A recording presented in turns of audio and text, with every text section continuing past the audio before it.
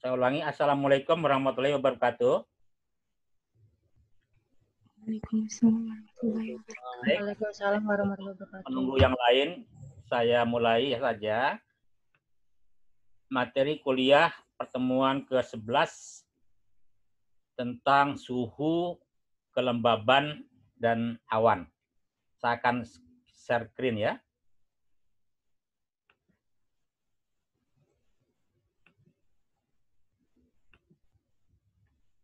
Sudah tampak, Mbak, materinya hari ini? Sudah kelihatan nggak? Ya, Pak, sudah. Tolong sebelum itu Amanda bacakan dulu surat Yasin ayat 38. Bantu Bapak Amanda. Amanda Yastika. Ya, Pak, sebentar. Dicari dulu. Ya, surat Yasin ayat 38, Mbak.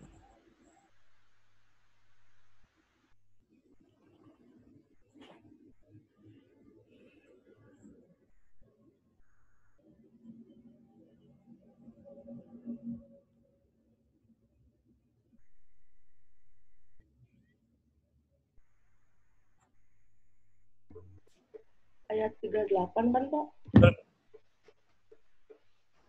Bismillahirrahmanirrahim. A'udzubillahi minasyaitonirrajim. Bismillahirrahmanirrahim. Wasyamsu tajri mustaqarrin laha. Dzalika taqdirul azizil alim. Artinya dibaca nggak, Pak? Baik, kalian.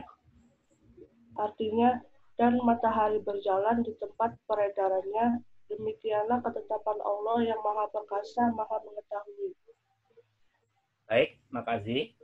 Maka hari ini, seperti juga yang pertemuan kita sebelumnya mengenai intensitas matahari, maka di dalam surat Al-Quran, surat Yasin ayat 38 itu, matahari adalah awal mula untuk mengetahui suhu. Jadi dari faktor intensitas sinar matahari itu kita mengetahui dengan adanya kondisi udara yang kita sebut dengan suhu. Maka pada hari ini bagaimana keterkaitan antara suhu, kelembaban dan awan, ya, dan alat-alat ukur apa saja yang akan kita pelajari, ya, untuk mengetahui berapa sih nilai ya, atau value daripada suhu udara. Perbedaan antara suhu udara dan suhu permukaan, kalau suhu udara itu diamati langsung, ya, dengan pengamatan baik dengan alat-alat mekanik, dengan alat-alat yang saat ini telemetri, ya, atau dengan otomatik. Nah, ada 4 nanti yang kita pelajari mengenai metode pengamatan dengan peralatan-peralatan untuk cuaca dan iklim. Selanjutnya, apa itu suhu atau temperatur?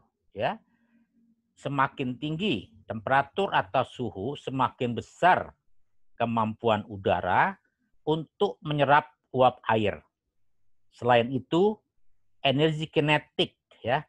Jadi kalau energi kinetik itu energi yang berlangsung dengan gerak, berbeda dengan energi potensial, energi yang ada di dalam suatu massa. Energi kinetik molekul air meningkat, sehingga molekul air semakin banyak yang berpindah ke lapis udara di atasnya dalam bentuk uap air, atau istilah lainnya water vapor. Jadi hubungan antara suhu itu terkait dengan juga kondisi uap air. Tuh, ya. Jadi kalau kita perhatikan di sini, gambar yang berwarna merah, ini artinya suhunya itu tinggi, Mbak, Mas, ya. Artinya pada saat kita mau lihat dengan keterangan di bawahnya atau legenda, ya, annual mean temperature artinya temperatur rata-rata tahunan. Makin ke kanan, makin panas, baik berdasarkan penilaian Fahrenheit atau penilaian Celcius. Jadi kalau merah itu dia berkisar antara 15 sampai 30 derajat Celcius atau dari 60 sampai 83 derajat Fahrenheit. Jadi itu ada persamaan antara Fahrenheit dan Celcius. Ada perbandingannya suhu itu, ya. Kalau kita perhatikan sebelah kanan, untuk besarnya suhu berdasarkan Celcius itu ada di sebelah kiri kalau kita dari mata memandang. Padahal untuk Fahrenheit kita bisa melihat sebelah kanan, ya. Coba Junistia, kalau misalkan nilai suhu itu 9 derajat Celcius, Junistia, itu berapa besarnya nilai Fahrenheit?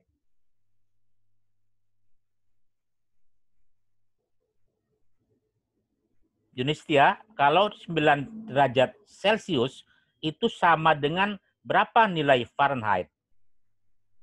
Itu penjelasannya bisa diulang nggak sih, Pak? Soalnya itu kecepatan. Oh, Saya oke. kurang. Oke, nggak apa-apa, ya. Sekarang kita mulai mempelajari mengenai suhu. Suhu bisa ada pada saat kita belajar kemarin mengenai sinar matahari, intensitas matahari.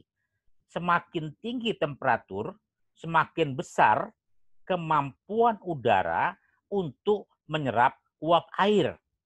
Ingat itu. Selain itu, energi kinetik atau energi dorong bergerak dari molekul air meningkat. Selain ada energi kinetik, ada energi potensial. Ya. Sehingga molekul air semakin banyak yang berpindah ke lapis udara di atasnya dalam bentuk uap air. Istilah lain dari uap air adalah water vapor. Jadi ada hubungannya antara suhu dengan uap air atau water vapor. Pada gambar di bawah ini ada gambar global, peta bumi, peta dunia, ya. Ini ada berwarna merah. Makin ke kanan itu ada penomoran nilai untuk Fahrenheit dan Celcius. Untuk semakin ke kanan merah berarti temperaturnya tinggi. Ini adalah data temperatur rata-rata tahunan. Jadi kalau misalkan warna merah ini itu berkisar antara 15 sampai 30 derajat Celcius. Itu sama dengan antara 60 derajat hingga 83 derajat Fahrenheit. Nah, pertanyaan saya, di sebelah kanan ada alat temperatur, ya, yang menunjukkan kalau kita lihat di sebelah kirinya Celcius, sebelah kanannya Fahrenheit. Pertanyaan saya kepada Junistia, kalau nilai 9 derajat Celcius itu sama dengan berapa Fahrenheit?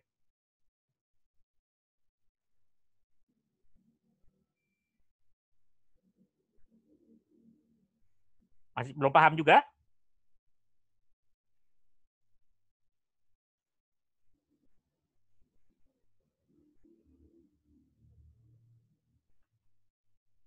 Junistia? 9 derajat Celcius itu sama dengan berapa Fahrenheit? Putri. Kalau Junistia masih ingat-ingat dulu, lihat jawaban Putri gimana? Putri? 16,2 Nah, derajat Fahrenheit.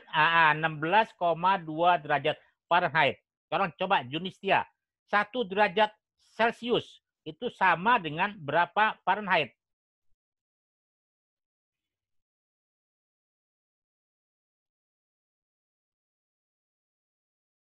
Berapa Junistia? 16,2 derajat bukan, Pak? Oh, itu untuk pertanyaan ke Putri tadi. Kalau dia 9 derajat Celcius, itu seirama sama dengan 16,2 derajat Fahrenheit. Pertanyaan Bapak ke kamu sekarang, ya, ke Junistia. Sekarang 1 derajat Celcius itu sama dengan berapa derajat Fahrenheit? 1 loh, Mbak Junistia. 1,8 Pak. Iya, Atau betul 1,8. Oh, kamu jawab Oh. atau apa? enggak 1,8 Pak. Ya, karena kan yang sejajarnya itu loh Mbak yang kita lihat, ya. Kalau tadi jawaban Putri yang 9 sejajar dengan 16,2. Siapa yang belum paham? Ayo, ya. Karena dulu kita belajar di SMA, kalau kamu IPS ada perbandingan antara Celsius, Fahrenheit, dan Reaumur. CFR 549. Nah, ini perhitungan kayak seperti ini.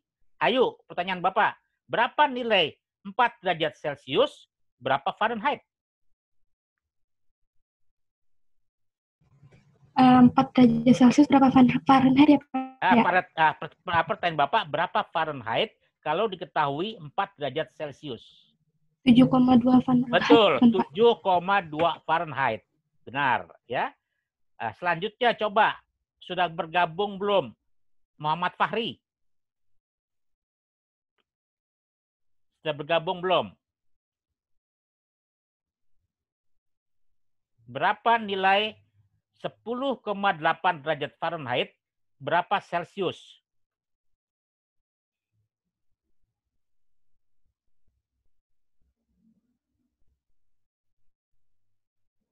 Belum paham mungkin Pak Fahri? Coba Feby. Berapa derajat Celcius kalau diketahui 10,8 derajat Fahrenheit? Feby Andini. Diketahui 10,8 derajat Fahrenheit.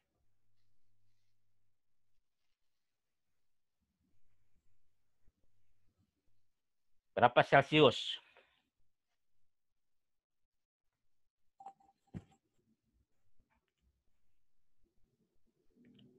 Feby bisa lihat, ah? Kalau Bapak bilang 10,8 derajat Fahrenheit, itu sama dengan berapa Celcius, Mbak? Yang sejajarnya, Mbak.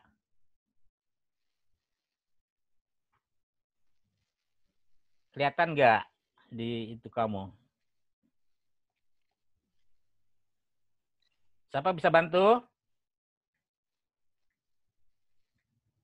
6,0 derajat Celcius. Ya, 6,0 derajat Celcius. Siapa yang jawab tuh? Inaka ya? Ya Pak Inak. Ya, coba Feby lagi. Kalau sekarang Bapak tanya 5,4 derajat Fahrenheit, berapa Celcius, Mbak?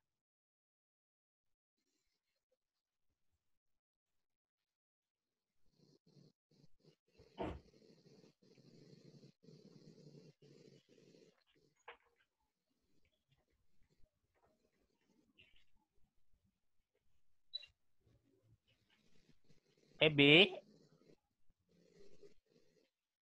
Paham nggak? Kita tahu bahwa 5,4 derajat Fahrenheit itu kira-kira berapa Celcius? Unmute-nya dulu ini dibuka suaranya.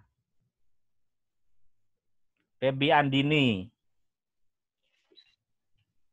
Feby ada masalah handsetnya Pak. Oh, handsetnya terganggu ya. Oke, jadi 3,0 ya Mbak ya.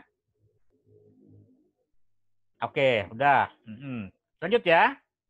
Kalau nanti ada pertanyaan lagi, silakan. Boleh melalui A.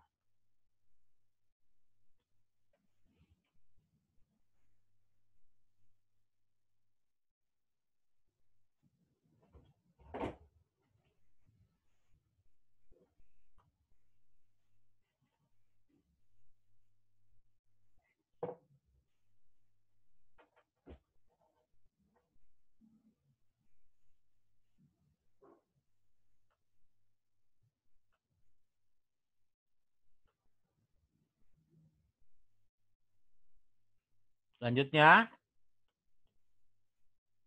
distribusi temperatur atau suhu. Daerah tropik ya, seperti di Indonesia ini, mempunyai suhu rata-rata paling tinggi. Karena matahari terus-menerus di atas kawasan khatulistiwa. Sehingga banyak menerima sinaran. Karena bumi berputar pada porosnya dan beredar mengelilingi matahari, maka suhu udara di dekat permukaan bumi mempunyai perubahan harian dan perubahan musiman. Ya, nanti kita bisa tahu nih per bulannya. Yang paling tinggi suhunya pada bulan apa? Nanti lihat di data. Di kawasan tropik perubahan harian sangat jelas dan menjadi ciri khas kawasan tersebut. Sedangkan mendekati kutub, perubahan musiman sangat jelas. Itu nanti ditandai itu, biasanya masuk dalam pertanyaan Bapak.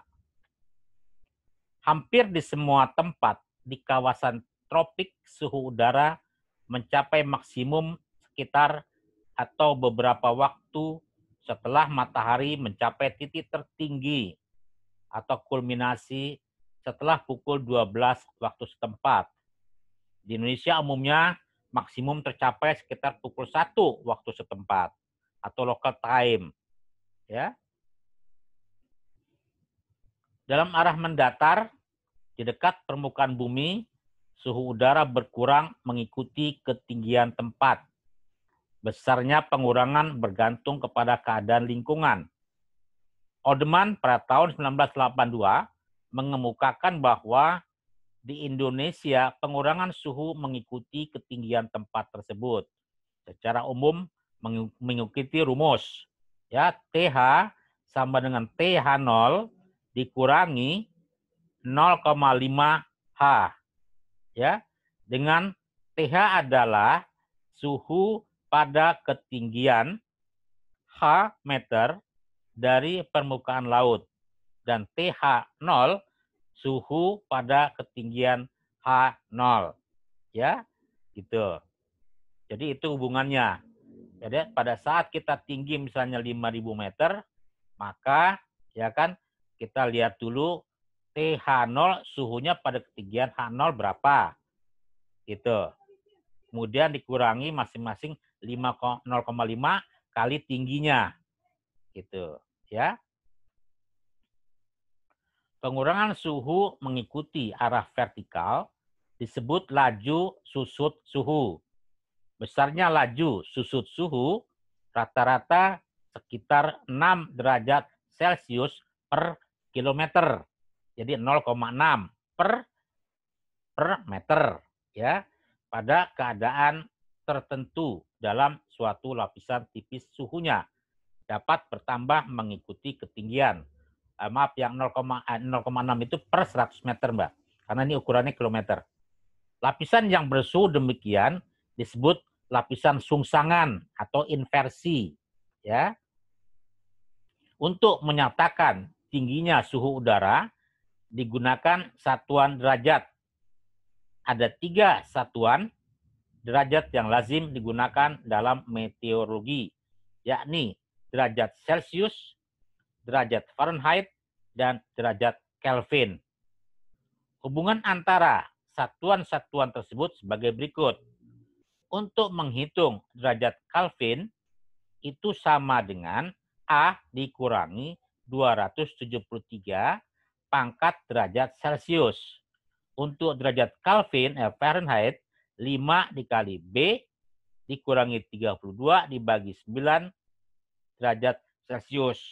Nah, untuk sebelah kiri, kita perhatikan ada gambar suhu ya yang diberi tanda putus-putus, kemudian di bawahnya RH ya. Untuk di bawahnya garis absis adalah jam dalam satu hari. Jadi perbandingan antara suhu dengan RH berbanding terbalik. Tuh ya.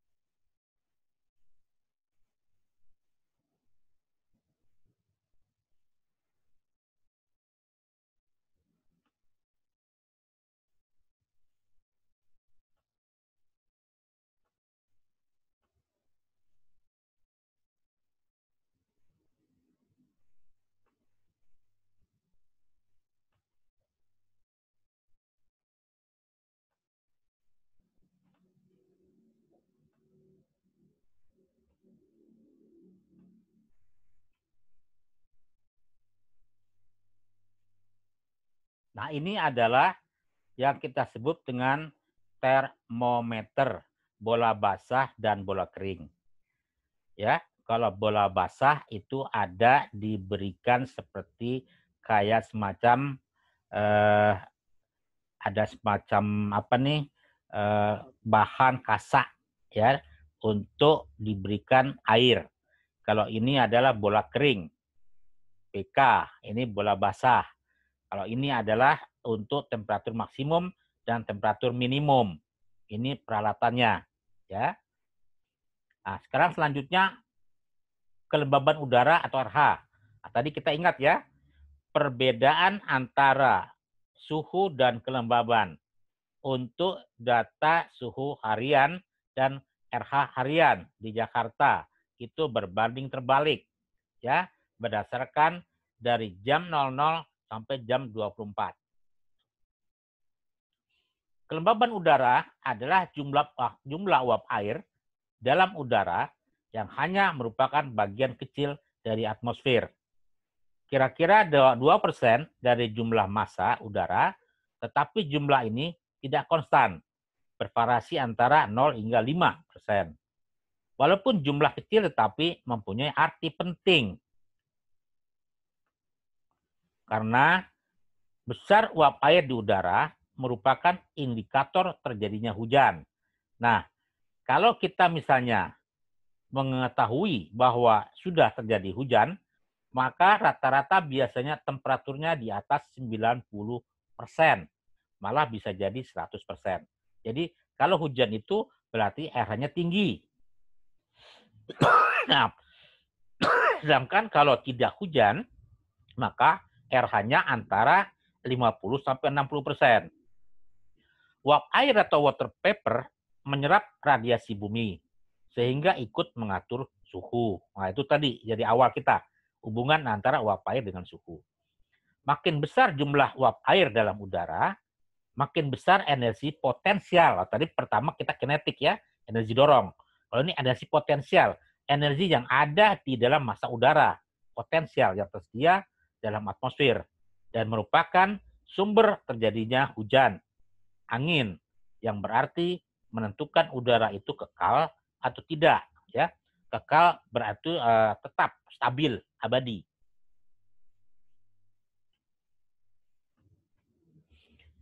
Kelembaban, perbedaan tekanan uap menyebabkan terjadinya penguapan.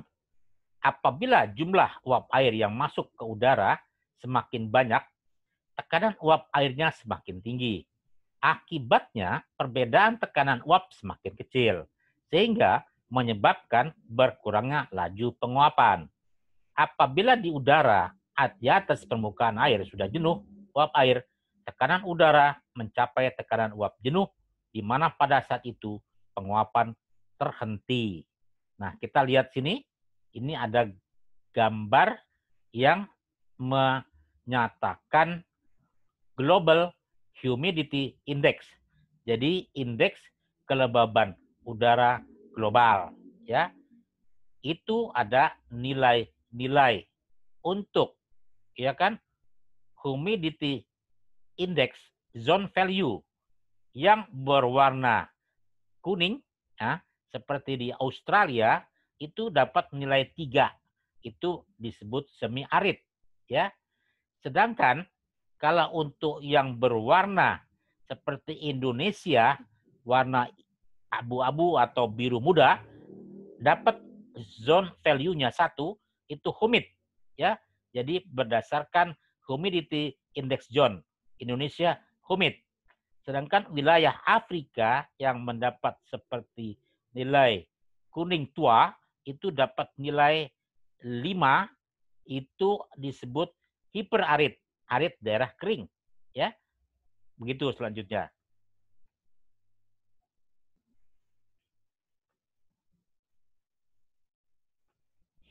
Nah, bagaimana sekarang hubungan antara kapasitas udara dan kejenuhan?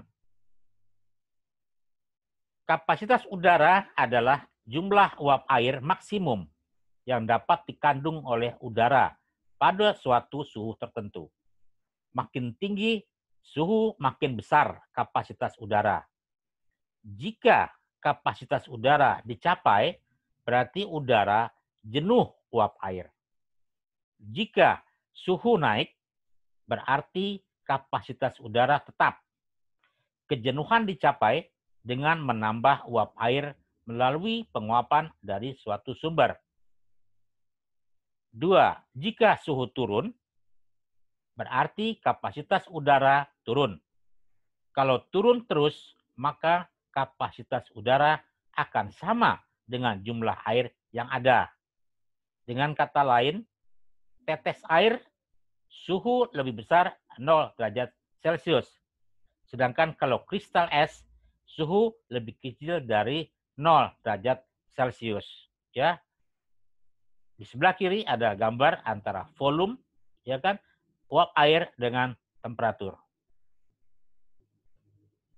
Nah, Putri, coba kamu baca slide yang Bapak tunjukkan ini.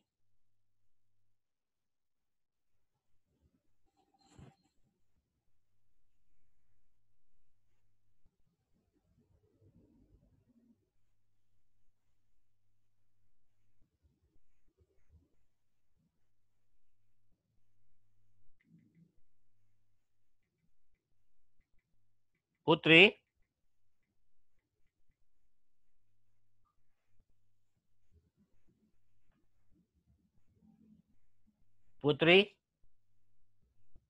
tolong bacakan slide nomor 9.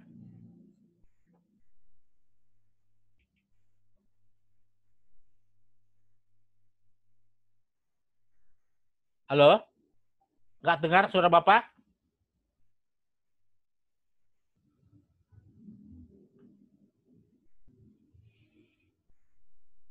Putri, bacakan nomor 9. Keluar ya Putri ya? Ahmad Riansah, bacakan Mat. Rahmat. Ahmad Riansah, tolong kelas.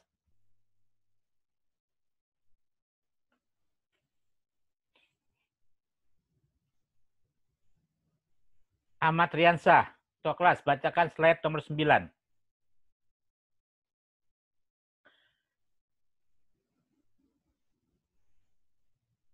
Arif nggak ikut itu ya? Oh, mic-nya. Oke. Yang pakai Nabila pakai laptop ya? Tolong bacakan Nabila. Slide nomor 9. Mau ini nggak ada itunya Pak di laptop. Apa? Share screen-nya hilang. Oh ya, Bapak share.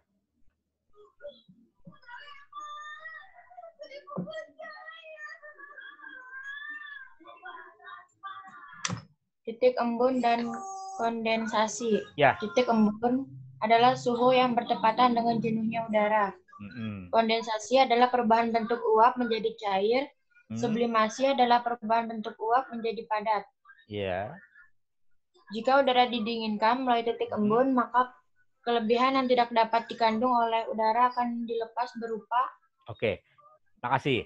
Jadi kita lihat dulu, itu ada gambar yang menunjukkan pengertian-pengertian perubahan massa udara dari uap bisa menjadi padat, ya. Kemudian dari uap bisa menjadi cair atau sebaliknya. Pada saat dari uap itu menjadi padat, kita sebut sublimasi. Ya. Kemudian dari padat berubah menjadi uap, ya kan, itu menguap. Sedangkan untuk uap menjadi cair itu kondensasi. Sedangkan cair menjadi uap evaporasi. Cair menjadi padat membeku. Padat menjadi cair mencair. Ya. Itu juga harus kalian nanti hafalkan. Ada pertanyaan. Kalau massa udara dari padat ya kan ke cair namanya apa? Gitu. Atau dibalik, dari cair ke padat namanya apa? Seperti itu. Oke. Sudah bergabung, Putri?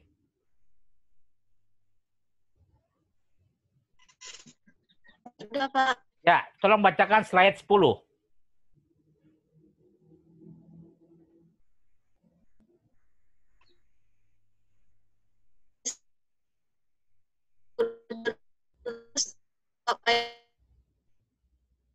Oh, nggak bagus. Nggak bagus. Mic-nya nggak bagus, Putri. Udah, Nabila aja lanjutin. Putri nggak bagus mic-nya. Lanjutin, Nabila bagus tadi. Misal dengan temperatur 32 derajat Celcius, jumlah uap air 5 gram per meter kubik. Didinginkan menjadi 28 derajat Celcius.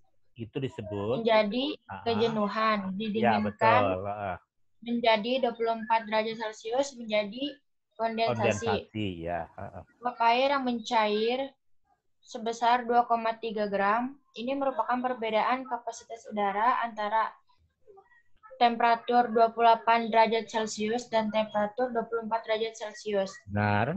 Penurunan suhu yang sama dari udara yang jenuh, maka pada suhu yang berbeda tidak menghasilkan jumlah kondensasi yang sama.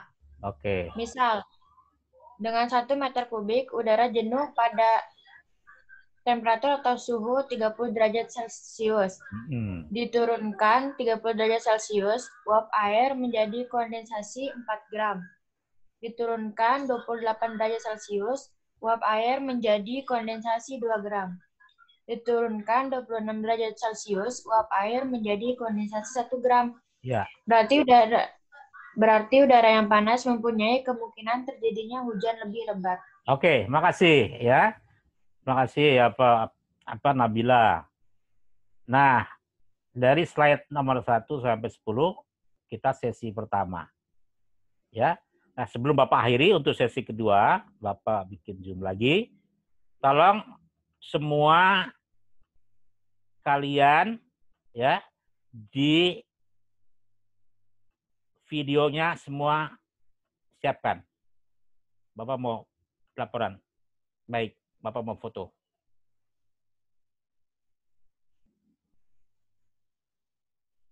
Nanti lanjut ya, Bapak infokan di grup.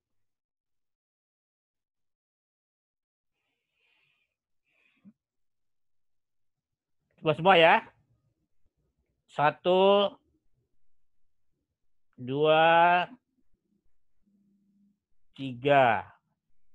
Ada 16 berapa orang yang masuk hari ini, tolong, 16. Masuk Bapak jadi 15. Ada beberapa orang yang sedang sakit. Semoga mereka yang sedang sakit hari ini segera disembuhkan ya kan oleh Allah SWT sehingga dapat mengikuti kita kuliah berikutnya. Dan kuliah berikutnya itu pada lanjutan slide 11 sampai ke 33 ya. Nah, itu dulu materi hari ini untuk Bapak untuk sesi pertama. Nanti Bapak lanjutkan kira-kira 10 atau 15 dari sekarang. Terima kasih Mbak, Mas. Ya. Akhirnya Bapak ucapkan Assalamualaikum warahmatullahi wabarakatuh. Waalaikumsalam warahmatullahi wabarakatuh.